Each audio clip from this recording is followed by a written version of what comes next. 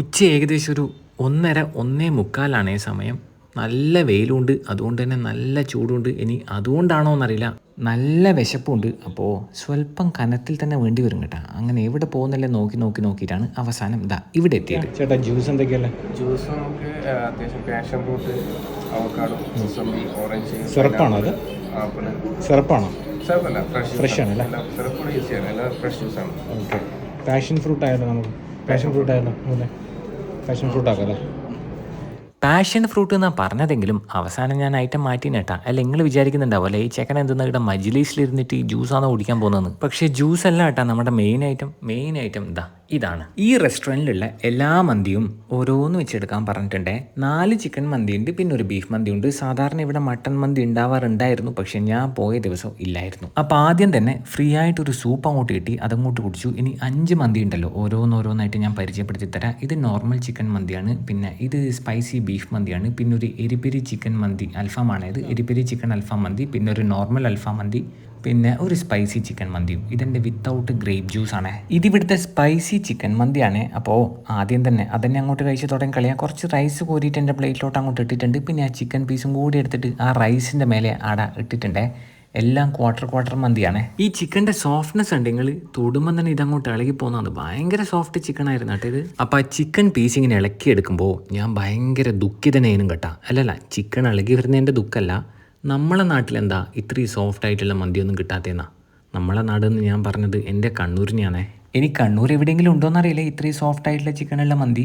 ഞാൻ ഏതായാലും കണ്ണൂരിൽ നിന്ന് ഒരുവിധപ്പെട്ട സ്പോട്ട്സ് നല്ല മന്തി കഴിച്ചിട്ടുണ്ട്. എവിടുന്നും എനിക്ക് ഇത്രയും സോഫ്റ്റ് ആയിട്ടുള്ളൊരു ചിക്കൻ പീസുള്ള മന്തി കിട്ടിയിട്ടില്ല കേട്ടാ. സ്പൈസി ചിക്കൻ മന്തി എന്ന് പറയുമ്പോൾ നിങ്ങൾ വിചാരിക്കേണ്ട ഈ ചിക്കൻ ഭയങ്കര സ്പൈസിയാണെന്ന് തോന്നും. അങ്ങനെയൊന്നുമല്ല, വളരെ മൈൽഡായിട്ടുള്ള ഒരു സുഖമുള്ള സ്പൈസി ഫ്ലേവർ ആട്ടാ. അപ്പോൾ മന്തി റൈസിൻ്റെ സൈഡിൽ സലാത്തിയും പിന്നെ നമ്മുടെ മിൻ ചട്നിയും മയോണീസെല്ലാം അടിയിലായിട്ട് ഒഴിച്ചിട്ടുണ്ട്. അപ്പോൾ ആ മയോണീസും സലാത്തിയൊക്കെ ചേർത്തിട്ട് ആ മന്തി റൈസ് നന്നായിട്ട് അങ്ങോട്ട് കുഴച്ചിട്ട് അതിൻ്റെ ഇടയിൽ ആ സ്പൈസി ചിക്കൻ്റെ ഒരു പീസും കൂടി അങ്ങോട്ട് വെച്ചിട്ട് ഞാൻ അങ്ങോട്ട് കഴിച്ചേ. ഈ മന്തി റൈസ് ഉണ്ടല്ലോ, ഇതിനുണ്ട് കേട്ടാ ചെറുതായിട്ട് എവിടെയോ ഒരു സ്പൈസി ഫ്ലേവർ. അതെനിക്ക് നന്നായിട്ട് ഇഷ്ടപ്പെട്ടു കേട്ടാ. അപ്പോൾ ആ സ്പൈസി ചിക്കൻ മന്തി കഴിച്ചതിന് ശേഷമോ നമുക്ക് ഈ സ്പൈസി ബീഫ് മന്തി ഒന്ന് അങ്ങോട്ട് കഴിച്ച് നോക്കിക്കളയാം.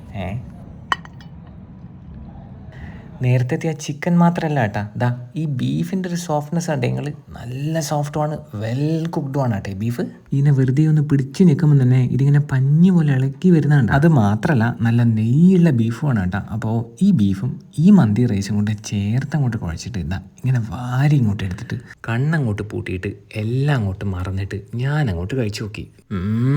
ആ ബീഫിൻ്റെ ഫ്ലേവർ ഉണ്ടല്ലോ, അതൊരു രക്ഷയില്ല കേട്ടാ. അത്യാവശ്യം നല്ല വലിയ പീസ് ബീഫും ആയിരുന്നു. പിന്നെ റൈസിൻ്റെ ഫ്ലേവറൊക്കെ നന്നായിട്ടുണ്ട്. പിന്നെ ആകെ ഉണ്ടായിരുന്ന ചെറിയൊരു കുഴപ്പം എന്താണെന്ന് വെച്ച് കഴിഞ്ഞാൽ റൈസ് കുറച്ചും കൂടി ക്വാണ്ടിറ്റി ആവായിരുന്നു കേട്ടോ. ചിലപ്പോൾ എനിക്ക് നല്ലോണം വിശക്കുന്നതുകൊണ്ട് തോന്നിയതും ആവാം. മജ്ലിസിൽ ഫാമിലി ആയിട്ട് ഇരുന്നിട്ട് കഴിക്കാനും പിന്നെ ഫ്രണ്ട്സിൻ്റെ കൂടെയൊക്കെ ഇരുന്നിട്ട് കഴിക്കാനൊക്കെ നല്ല പൊളി വൈബൊക്കെ തന്നെ. പക്ഷേ എനിക്കിവിടെ ഇരുന്നിട്ട് കഴിക്കുമ്പോൾ ഒരു ഏല് കിട്ടൂല. ഫുഡ് ശരിക്കും അങ്ങോട്ട് ആസ്വദിച്ചിട്ട് കഴിക്കാൻ പറ്റലില്ല കേട്ടോ. അപ്പോൾ ഇതിവിടുത്തെ നോർമൽ ചിക്കൻ അൽഫാം മന്തിയാണ്. ഇതിലെ മീറ്റ് ഇങ്ങനെ മാറി വരുന്നുണ്ട് എന്നല്ലാണ്ട് റൈസ് സെയിം ആണ് കേട്ടോ. ഈ അൽഫാം ചിക്കനിന്ന് ചെറിയൊരു കഷ്ണം എടുത്തിട്ട് അങ്ങോട്ട് കഴിച്ചു നോക്കി.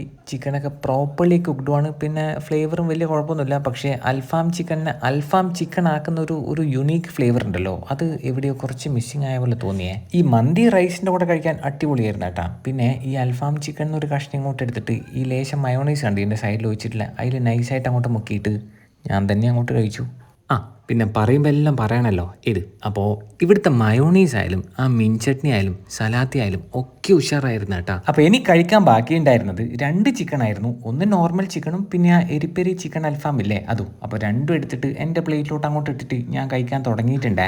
ആ എരിപ്പെരി ചിക്കൻ്റെ പേര് കേൾക്കുമ്പോൾ പെരി ചിക്കൻ്റെ ഒരു കുടുംബക്കാരനായിട്ട് തോന്നുമെങ്കിലും ഇത് രണ്ടും തമ്മിൽ യാതൊരുവിധ ബന്ധവുമില്ല കേട്ടോ. ആ എരിപ്പെരി ചിക്കൻ്റെ ഫ്ലേവർ ഉണ്ടല്ലോ അത് ഉഷാറായിരുന്നേ. പിന്നെ ആ നോർമൽ മന്തിയിൽ വരുന്ന ചിക്കൻ ഉണ്ടല്ലോ അതിൻ്റെ ഫ്ലേവർ വലിയ കുഴപ്പമൊന്നുമില്ല, പക്ഷേ അത് കുറച്ചും കൂടി ഒന്ന് ജ്യൂസി ആവായിരുന്നെന്ന് തോന്നി. അപ്പോൾ ഇത്രയും മന്തിയായിരുന്നു ഞാൻ ഇവിടുന്ന് കഴിച്ചത്. ഇവിടുന്ന് കഴിച്ച എല്ലാ മന്തിയും എനിക്ക് നന്നായിട്ട് ഇഷ്ടപ്പെട്ടിരുന്നു. അതിൻ്റെ കൂടെ തന്നെ ഒരു കാര്യം അങ്ങോട്ട് പറയാം. സാധാരണ റെസ്റ്റോറൻറ്റ്സിൽ സെർവ് ചെയ്യുന്ന ആ ഒരു മന്തിയുടെ ഫ്ലേവർ അല്ല കേട്ടോ ഇവിടുത്തെ മന്തിക്ക് ചെറുതായിട്ടൊരു സ്പൈസി ഫ്ലേവർ ഉണ്ട്.